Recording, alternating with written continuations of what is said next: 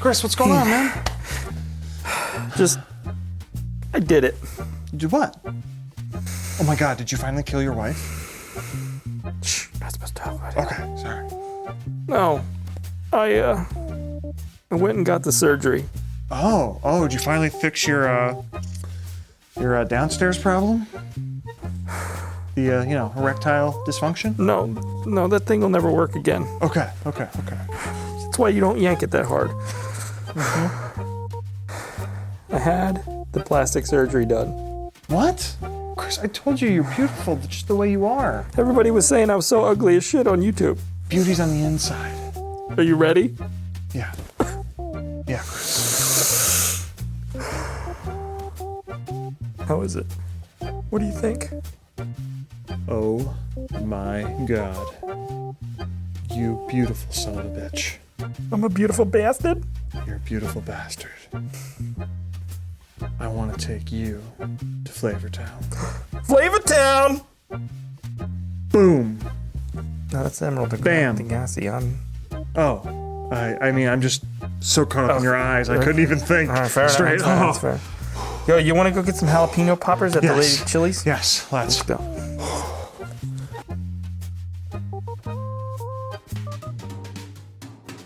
Ian, Chris, we are here because we checked out that new remake. That's it. Yes. Oh, wait, what's it called? Rabid. Okay, I forgot. Written and directed by the Soska Sisters. There's one other writer on it too. Forget the name. Didn't recognize it. John Surge? Jingle? Matt Surge? It's definitely Surge. Schmidt? I think his name was my name too. And whenever we would go out. I don't know if it's John. I know it's Surge. Okay. Okay. Is this really what we're doing here? No. All right, Ian. So before we get into 2019's Rabid, we should talk a little bit about 1977? 74? Yeah, I don't know. Somewhere around there. Yeah. Rabid by one unknown filmmaker who I'm sure nobody's heard of. Mr. Cronenberg. One Mr. Cronenberg. I think there was I think he's from Rick and Morty. Is that Rick and Morty? I don't know what you're doing here, but I do not like it. I do not like this. Well, of course, Cronenberg's, classic of body horror. Yeah, for sure. A body of work of body horror. Yeah. But this was an early work of his. So where do you... It's not his earliest, but yeah. It's a second film. Shivers was first. I like Rabid. I think it's I haven't seen it in a few years. I do not think it was the easiest watch. I mean, a lot of Cronenberg stuff, it makes you deeply uncomfortable with the body horror. Yeah, this one wasn't as much as some, though. But it felt kind of like a scattershot kind of movie in a way where none of the characters were that important or anything like that. It's tough because they tried to carry it around not the best actress, and I don't think the writing was the strongest in that one. But to that end, I think Rabid is a really, really good movie to do a remake of. Sure. Because some of Cronenberg's work is unassailable. Like, why would you remake The Fly? And yes, I know, The Fly is a remake itself, but they did it so perfectly, why would you go back to that? But this movie, it was really, it was good, but there's definitely some things you could do to update it. It's not as classic of a movie as other, at least zombie-adjacent stuff of its time, especially some of Romero's work. No, but... Because I think Dawn of the Dead was the same year, and that's a much better movie in my opinion. But I mean, it is kind of like a precursor to 28 Days Later in a way. You have the Rage-esque virus. I think the original title for Rabid was The Rage. I could be wrong. Okay. But... You know what I mean? It's the same sort of idea. Yeah. The movie gets weird with its use of armpit monsters and stuff. It predates most modern zombie movies, so to some degree you can give it some passes, but it was also, like I said, the same year as Dawn of the Dead. So, clearly there was more on the table. So there's a lot of cool ideas. It's a good twist on the zombie genre. Yeah. There's a lot of cool ideas in there, though, and I think it's the perfect movie to update, especially because, it's this female-centered movie in which she is almost useless. You know what I mean? Like, and I think that part of it was hurt by the fact that they didn't have the best actress for it necessarily. Wasn't she and they an tried adult film star? She was, but that's not why she wasn't the best actress. Well, but I'm just saying maybe she they was kept acting. trying to center that movie on the male character, and he was the least interesting character in the movie. Like, it should have been more on the woman. I always had more of a fondness for Shivers, Okay. which is a fairly similar movie, But 2019, I heard they were remaking it. After seeing this old one, I'm like, yeah, there's a lot of room here for an update. This was a good choice of a movie to remake. I think it probably should be a woman or women directing it, just to, try and center that female character a little bit better. if you're going with that route, yeah. Yeah. I like the Soska Sisters. American Mary is a great movie. I keep meaning to check it out. I've not seen any of the work before. This is my first Soska Sisters movie. So I was excited. Excited. I'm looking forward to this. He was excited. Looking forward to this. Which way were you looking for this? Backwards? No. You were looking forward to this. That's where you went with that? I guess. So, okay, it is a modern remake. This is definitely one you were real excited about. Yeah, and it takes a lot of elements from the original, but it's also kind of its own original story as well. Definitely. So it focuses on the fashion world. I froze. Like, that's pretty much it, though, right? Like, you have the similar elements of this young woman getting into an accident and having to go through an experimental surgery to gain back her normalcy, her look, whatever you want to call it. And because of this, she is now going through some things, we'll say. Okay. Much in a similar way to the original. Yes. But that's things are happening around her that she's not quite. She's responsible for. Yeah. It's hard to call. Hard to say. She's it's her like fault. a victim zero or patient zero. Yeah. She's not necessarily meaning to cause. But she's it. also not aware that she's doing any of it. It is a long ass movie. It is very long. And I'm still digesting because we literally just watched it, and we ate a lot of food, which is why I'm digesting. Okay. And all the people. All the people. But I think it was okay. Yeah. I think it had elements that I enjoyed. I think there's a lot that I really liked about it. And I froze. Man, we suck. We do. Yeah, so I liked some of the gore and the body horror stuff was pretty good. Like the prosthetic that they used on her looked cool. face before she got her plastic surgery was pretty cool. There's so many of those gauze unwrapping scenes, because that is a very unsettling thing when you have the goo of a fresh wound being pulled off by gauze. And so that was effective body horror. Yeah. But there was, beyond that, I was expecting more body horror, because everybody's like Cronenberg. What's Cronenberg known for? A lot of times it's body horror. Yeah. So when you're remaking a Cronenberg movie, and there wasn't an excessive amount of it in that original movie either. No, but I mean that's what I was hoping for more. Yeah, that's what I was like. Are they gonna just try and push the envelope? You know what movie? Especially if I sat down to watch this without knowing the title, and what I would compare it to more than I would compare it to Rabid, Velvet Buzzsaw, that Netflix movie that came out earlier in the year. And for the same reason that one didn't quite sit with me 100%, was like, I don't, especially all the fashion world stuff. Yeah. At times I wasn't quite sure if it was making fun of the fashion world or if it was a celebration of the fashion world. Like, if they were trying to say something there, I think I missed. Are you talking about Gunther? Yeah. Yeah, Gunther, it's hard to tell. Lead designer at the House of Gunther. It's hard to tell if he's supposed to be a caricature or if he's supposed to be a legitimate person. Where our main character Rose works. She's a designer. But outside of that, it feels like a movie that should have a strong message. It does feel like a movie that does. Yet it doesn't really have any at all. At times I felt like I saw where it was going to go with the message, or at least some messaging, but then it never really seemed... I don't know, maybe we need to digest this one a little bit more. Yeah. Here's the weird thing about the movie. It opens with that girl, our main character. Her name's Rose. Rose Miller. And I asked you several times, I'm like, is she supposed to be ugly or something? Like, are they trying to say that she's ugly and like insecure? Yeah.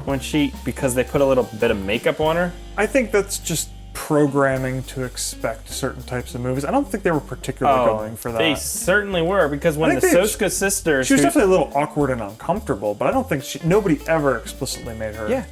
But when the Soska Sisters cameoed in the movie and they went and got high in the bathroom, they were specifically calling her a freak because she was in an accident and her face is all fucked up. Before the accident, wasn't it?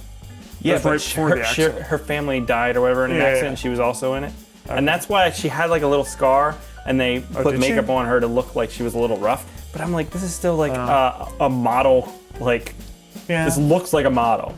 But also, I don't know, could that just be a criticism of the world of modeling and fashion, perhaps, where like unless you're, every little thing can be criticized, and even somebody who is model gorgeous can be torn down. But my point is this world she lives in, where she's surrounded by these beautiful models, she pines to be a fashion designer. Yeah. So it's not like she's even jealous of her friend who is a model. Yeah. In a way, she never wanted to be. Yeah. So like, at what point? Why is this so important to her? Or made it up like, you would think it would be more her drive for her fashion coming through that she's failing at, or that people are ridiculing. So like, that's what was weird to me, because she clearly just to me looked like a model. Yeah. And like, I could understand that, where it's like, oh, you wanted to be a model, but you're not good enough, you're pretty enough, so now you have to do this. And it's like, she has her best friend who is a model, and it's like, oh, always this depressing downward spiral for her. But that's definitely not. That's not what they're going for. But doesn't that seem like to me? That's where I thought it. It's certainly an area it could have gone to. I don't know that it had to. But yeah, I'm not sure why setting this around the fashion world was necessary. I mean, maybe there's something that went over our heads on this one. Maybe. Oh yeah, there it went. Yeah. More mice. It was okay. It was a bit. It felt redundant sometimes. Okay, we know she's having these dreams where she's murdering people in sort of ways, and this is spoilerish. But how many times do you need to show us that? Yeah. Like, it never felt like we were getting any further in anything until the climax of the movie. Yeah. Some of my favorite parts were like the weird surrealistic elements to it. Okay. But there wasn't enough of that. I agree. If you had like this weird, cool, surrealist movie that doesn't even necessarily make a lot of sense, and there's like half the dialogue, I think that would have been like more confusing but more fun. No, fun's maybe not the right word, but more interesting. Well, so this movie kind of teeters along that line of pretentiousness. Yeah. But then it also drops down in these like weird Euro trashy kind of things, or not even Euro, but like sometimes it feels like an early 2000s movie where all of a sudden this heavy electronic music comes on, like blaring in your face, like, you know what I mean? From like an early, like, I can't even picture what movies I'm thinking of. Blade. Yeah, exactly. Just something stupid like that. Or anything produced by, was it Paul Anderson, who did like Mortal Kombat and all that stuff? I actually just watched Event Horizon, which somehow is a Paul Anderson movie. Me too. I just watched it yesterday as well. Are you serious? I watched it yesterday. Maybe at the same time. Oh my god, the movie's fucking awesome. It is fucking awesome. And I still wonder when I'm watching it and the credits go, Paul Anderson. Really? I want to see the 130-minute cut that had a bunch more gore and weird sex stuff. You never saw that? They have the clips. You can watch the clips. Yeah, it's not all of it though. No. It's my understanding it's not all of it. There's an Amazon show coming, but it's not. Anyways, I digress. It was okay. I was a little disappointed, honestly. I like that they started to show it spreading, like, you know, in the original Rabid. But those scenes where you have a CDC guy walking around the hospital were really stupid. Yeah. It felt very non-realistic. Yeah. But he was so nonchalant about, like, the I think that's what I was getting at before. Him. Like, there were definitely very surrealistic elements to the movie, but they didn't seem to always be there. Like, sometimes it felt very grounded, and other times it felt very surrealistic, and I couldn't quite put my finger on why. In some cases it was, and in some cases it wasn't. And I think the climax of the movie, I do like that they went for something. Yeah, they went weird in the end, and that was good. It went weird, but it also ultimately, like, was kind of a dud as well. Yeah. So I appreciated them trying something different. Yeah. I liked that there was more intentionality to what was happening than in the original. In the original, the doctors were just kind of messing with science they didn't really understand and created something beyond but not what enough, was possible. Though, right? Because you had the surgery scene where they dress in like stormtrooper red fucking They cult weren't like stormtroopers. God damn it, Chris! They were Imperial Guards. This is why The Last red. Jedi is a terrible movie. No, I don't know. It was the red of the Imperial Guard. They look like Star Wars guys. But, you know what I mean? Like, this is weird. You must be in some sort of weird cult, right? It's like some weird satanic cult. They're putting on like these red uniforms that looked all like not quite medical, not quite what I was waiting not for quite church, but was somewhere like in the the middle. end. The camera pans and you see them doing another surgery, and then out comes Tom Cruise walking out of the surgery room, and then it says Scientology. Yeah. And I was like, oh, this is why all these Scientologists look so good. I think the one thing I wanted more out of this movie is I wanted to get more of like what was going on with that weird medical church nonsense. Like, what was that all about? That was interesting, right? It was just a little flavor to kind of, push the story forward. Yeah. And I liked that. I also thought like it was, in the beginning of this movie, it definitely seemed like this movie was going to be about the two women. But then she like disappeared halfway through the movie. They didn't develop any of these relationships enough. I think the two women, they developed it and then did nothing with it. Ultimately, like you said, it was good. I think it was all right. It was all right. It wasn't terrible. I wasn't expecting terrible. I was actually expecting kind of good. Yeah, I was expecting. I think I was expecting better. So yeah, me too. I'd say disappointed more than thinking it's bad. But would you recommend it? Man, I think it's worth checking out at least Yeah, once. I'd agree. I'd say it's worth checking out. It's not a must-see. If you get 15, 20 minutes into it and it's not driving, it probably won't. Yeah, I think. I don't know. that's fair. So that's gonna do it for Rabid. You have to roll that R when you say Do you now? Yeah. Oh, no Letterkenny up in this fucking shit. That was Letterkenny. What? I recognize. Do you now? That was not That was intentional. Letterkenny. That was not Letterkenny. Letterkenny. All right. That's gonna do This did it. have a guy from Letterkenny. Yorkie.